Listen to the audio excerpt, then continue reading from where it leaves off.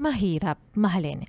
Heto na, ang Laika Barista Moments natin na pinamagatang, ang mga babae. Sabi nila, ang babae raw ay parang abstract, magulo, maraming detalye, pero maganda.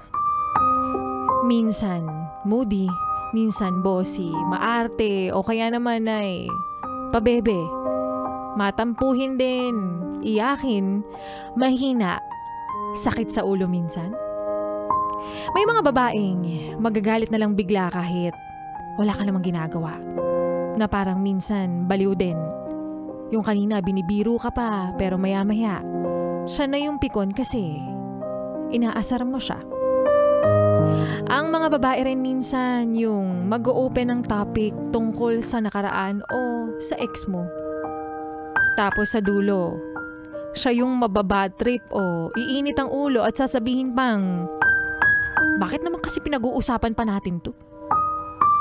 Sa madaling salita, madalas kami ang gumagawa ng sakit namin sa ulo. At dyan naman kami aminado, hindi lang namin inaamin sa inyo. May mga babae rin na kahit saan mo dalhin, mas matindi pa sa yung mag-extra rice. Tapos magrereklamo na tumataba na at biglang magyayaya ng exercise. At sabi rin nila na ang mga babae ang dapat ipinapadala sa gera. Dahil hindi raw sila nagpapatalo. Malakas rin ang pakiramdam, sabi nila, at karamihan sa mga hinala ay talagang tama. Ang mga babae ay para ring pulis.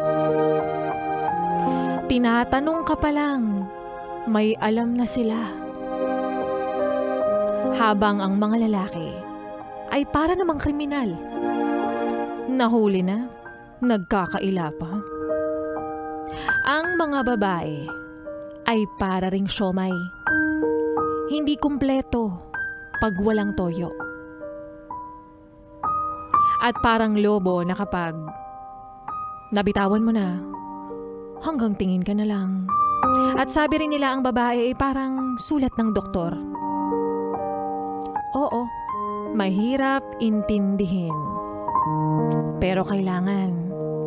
Dahil kahit iba-iba ang mga babae, may mga kanya-kanya mang arte, napapangiti rin sila sa simpleng paraan.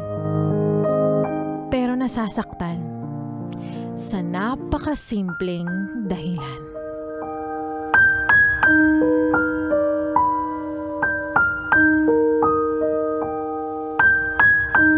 At yan ngang muli ang kwento ng ating Laika Barista Moments na pinamagatang